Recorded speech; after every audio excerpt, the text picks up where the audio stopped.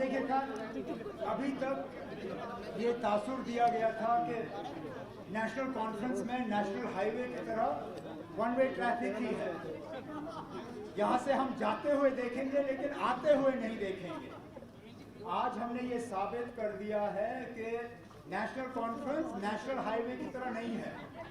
एक आध जाएगा भी लेकिन आएंगे भी, और ऐसे लोग आएंगे जिससे नेशनल कॉन्फ्रेंस को बहुत ज्यादा जो है मजबूती और ताकत मिलेगी। तो यही मैं कहना चाहता था। बाकी अब आप लोगों को चुप करो यार, चुप कर जाओ आप लोग।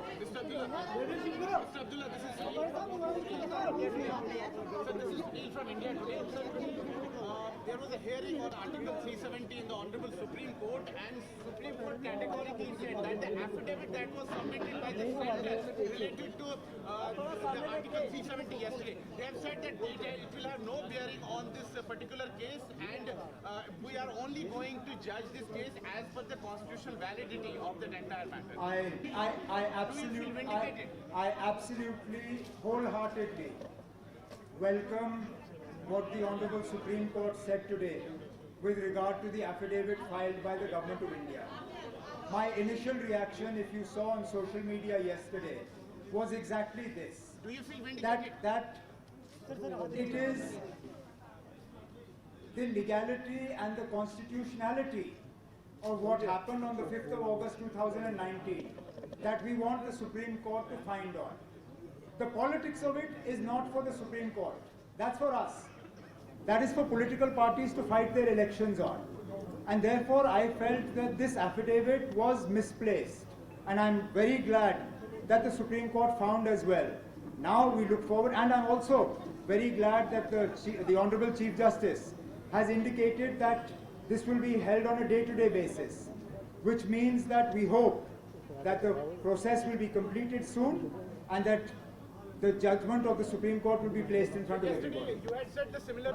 I have no doubt that the Honorable Chief Justice and the judges of the Supreme Court do not follow Twitter and definitely do not read what I have to tweet.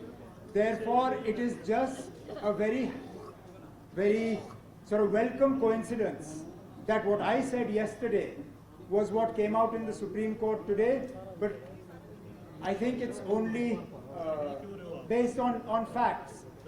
We are arguing the constitutionality and the legality of what was done on 5th August 2019, not the politics of it. The politics of it will be argued on the electoral arena.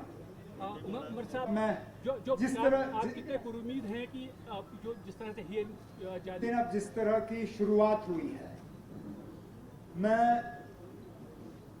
Honourable supreme court या उस bench पे बैठे हुए जजेस के खिलाफ कोई ऐसी बात करना नहीं चाहता हूं जो गैर जिम्मेदार हो या जो फैक्ट्स पे बेस्ड ना हो। मुझे अभी तक उनके किसी भी बात से ये नहीं लगा है कि वो आईन और कानून को छोड़ के किसी और चीज़ पे बात करने के लिए तैयार है। ये एक अच्छा मौका था। गवर्नमेंट ऑफ इंडिया का एफिडेविट था उनके सामने, उनको कोई मजबूरी नहीं थी। वो चाहते तो इस एफिडेविट को कबूल करके इसको भी बहस का मुद्दा बना लेते, नहीं किया। और मुझे लगता है हम सबको इसका इस्तेमाल करना चाहिए और अब हमें खामोशी से इन हियरिंग्स का इंतज़ार करना चाहिए। जो होगा सुप्रीम कोर्ट के अंदर होगा। और जैसे मैं बार बार कहता आया हूँ, मुझे लगता है कि हमारा केस जो है सबका एक मजबूत केस है और हम इंसाफ की उम्मीद करते हैं। उन चीज़ों को अलग तो किया नहीं जा सकता। नहीं, मैं मेरी खुशी के कई वजूहात हैं। उसमें मैं मान के चलूं कि अगर हम ये कहें कि 40% इनके ज्वाइनिंग का है, 40% सुप्रीम कोर्ट में जो हुआ उसका है, 20% मेरी जाती चीज़ें हैं, उनको छोड़ दीजिए। कोई ऐसी पार्टी नहीं है मां सिवाय शायद लेफ्ट पार्टी को छोड़ के जिसमें परिवारवाद नहीं चलता है। बीजेपी में भी सीनियर लीडरों ने अपने बेटों को बेटियों को कहीं ना कहीं एडजस्ट किया है। अब फर्क सिर्फ इतना है कि हम इस चीज़ को छुपाते नहीं हैं, हम इस चीज़ को कबूल करते हैं। हम कहते हैं अब हम एक खानदान से ताल्लुक़ रखते हैं, अब इसमें एतराज़ किस बात का। अब यहाँ इतने कंपनियों के माइक बैठे हुए हैं, क्या ये जो बड़े बड़े कंपनियों के मालिक हैं ये अपने बेटों को बेटियों को एडजस्ट नहीं करते उन कंपनियों में? करते हैं।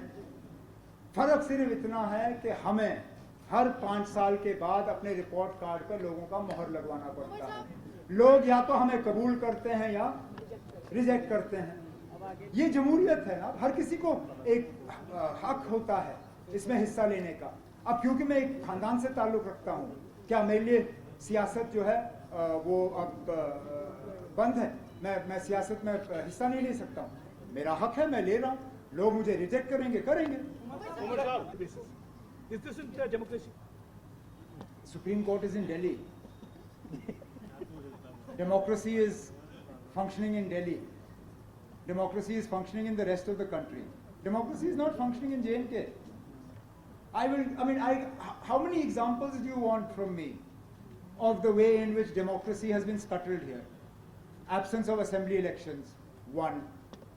Singling out J&K for delimitation of parliamentary seats, where it hasn't happened in the rest of the country. 2.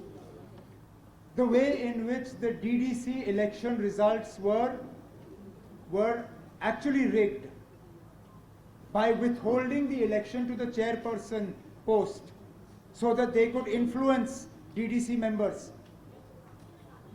to go against the mandate that they had actually got from the people. The way in which anti-defection laws are not applied to DDCs and BDCs. This is all a concerted effort to destroy democracy. And then when people sitting in high office start interfering in day-to-day politics, how is that democracy? दूसरा sir, गृह मंत्री अमित शाह का परिवार है, मुफ्ती परिवार है, बड़ा इल्जाम लगाया सर उन्होंने आप पर। ठीक है ना, 1 मिनट के लिए मानते हैं ना हम जिम्मेदार हैं। 2014 के बाद जो लोग मरे उसकी जिम्मेदारी किसको? जो पुलवामा में हुआ उसके लिए हम किसको कसूरवार ठहराएं? जो रजौरी में हुआ डीजी, जो बुद्धल में हुआ उसके लिए कौन कसूरवार है? मैं, जो मेरा कसूर है वो मैं मानता हूं, मैं अपने जिम्मे लेता हूं। ठीक है जी, आप मुझे कसूरवार ठहराते हो, मैं कसूर कबूल करता हूं। जो लगातार पिछले 2-3 सालों में कश्मीरी पंडित और माइनॉरिटीज कश्मीर में टारगेट किए गए, उसका कसूरवार कौन? मैं हुकूमत में हूं नहीं, ना पीडीपी है ना कांग्रेस है। तो जहां आप हमें कसूरवार ठहराते हो वहां पे आप हमें यह भी बताइए, जो पुलवामा में हुआ, कितने लोग मरे पुलवामा में? 40। उसके लिए कसूरवार कौन? उसी आप बताइए हमें, और कोई नहीं। हम अपना कसूर जो है वो कबूल करते हैं। आप ये बताइए कि उन कत्लों के लिए कौन कसूरवार?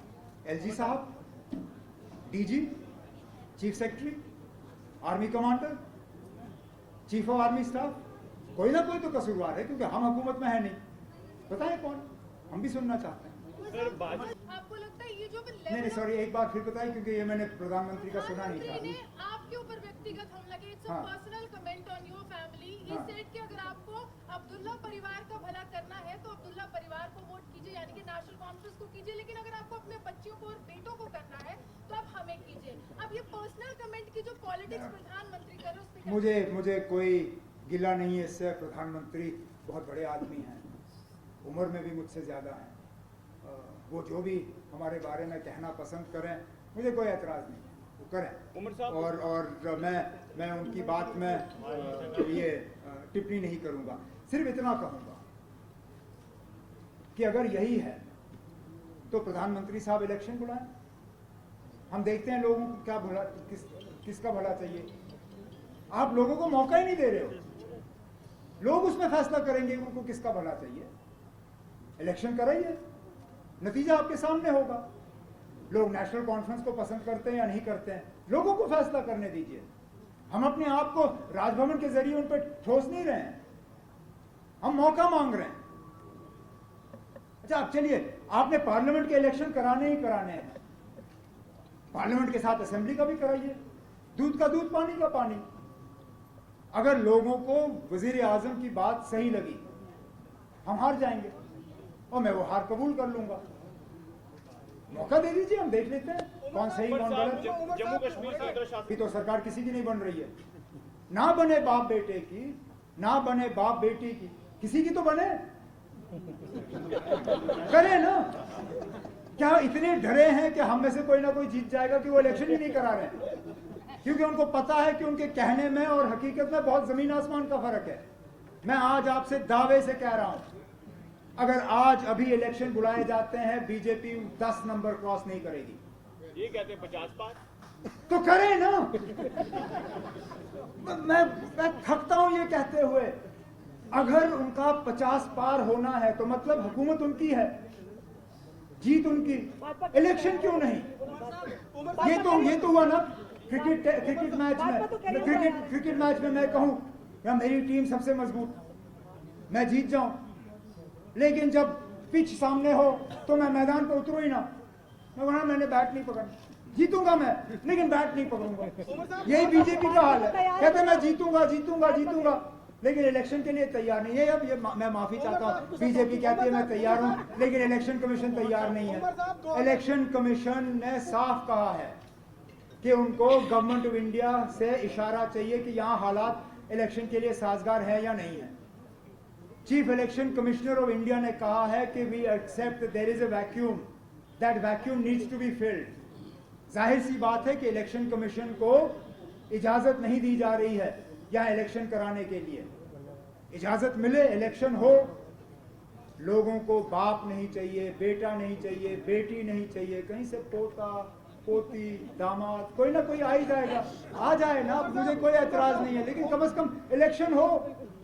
उमर साहब 2024 को लेकर लास्ट वन, उमर साहब 2024 को लेकर जिस तरीके से विपक्ष एकजुट हो रहा है, अभी 17-18 तारीख को बैंगलोर में भी मीटिंग हो रही है, आप और महबूबा जी भी उस विपक्ष देखना, मैंने कभी महबूबा जी के लिए जवाब नहीं दिया, मैं ना मैं इस बात को पसंद करूंगा कि वो मेरे लिए जवाब दे। ये जानना चाहता हूँ। नेशनल कॉन्फ्रेंस को वहां पे बुलाया गया, उस मीटिंग में जनाब फारूक अब्दुल्ला साहब ने कहा है कि हम उसमें शमूलियत करेंगे।